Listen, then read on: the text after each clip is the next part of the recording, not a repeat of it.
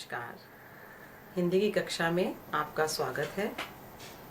पिछली कक्षा में हमने भाषा के विषय में बात की थी। आज हम उससे आगे भाषा के प्रकार के बारे में बात करेंगे। भाषा दो प्रकार की होती है, मौखिक भाषा और लिखित भाषा। मौखिक भाषा वह भाषा कहलाती है जो मुख द्वारा बोली या उच्चारित की जाती है।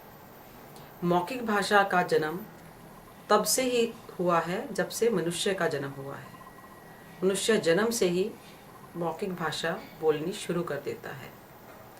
मौखिक भाषा में व्यक्ति का आमने सामने होना आवश्यक है। मौखिक भाषा तभी संभव हो पाती है जब वक्ता और श्रोता आमने सामने बात करते हो।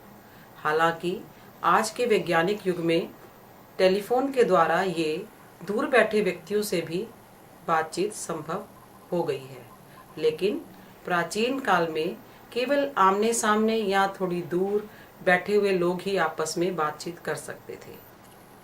इसी प्रकार लिखित भाषा जो है उसका अस्तित्व बाद में आया, जब मनुष्य को अपनी बातचीत को स्थायी रूप देने की आवश्यकता महसूस हुई, या हम यूं कह सकते हैं अपनी भावी पीढ़ी को अपने विचारों से अवगत कराने की आवश्यकता महसूस हुई, तब लिखित भाषा का रूप सामने आया।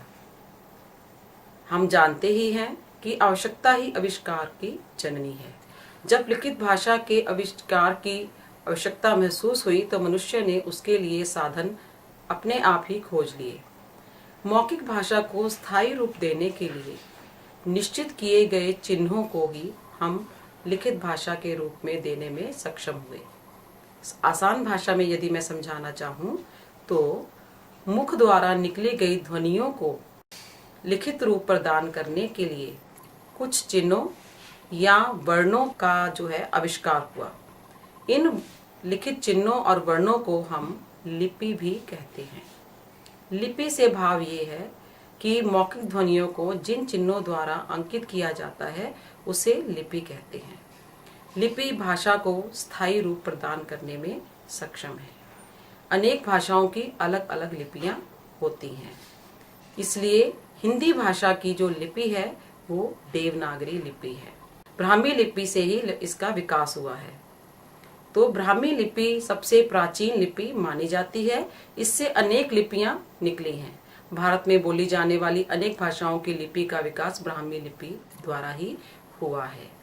इस प्रकार लिखित भाषा के आविष्कार होने से आज हम उसका प्रचार और प्रसार अपने चारों तरफ देखते हैं। उदाहरण के लिए सुबह अखबार जो आता है और जो हम कहानियां पढ़ते हैं, जो पुस्तकें हम पढ़ते हैं, वे सब लिखित भाषा का ही रूप है।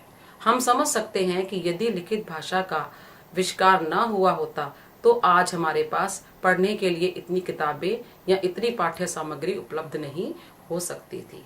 इस प्रकार आज हमने चर्चा की है मौखिक और लिखित भाषा के रूप में। ये दोनों ही भाषा के प्रकार हैं। बाकी अगली कक्षा में।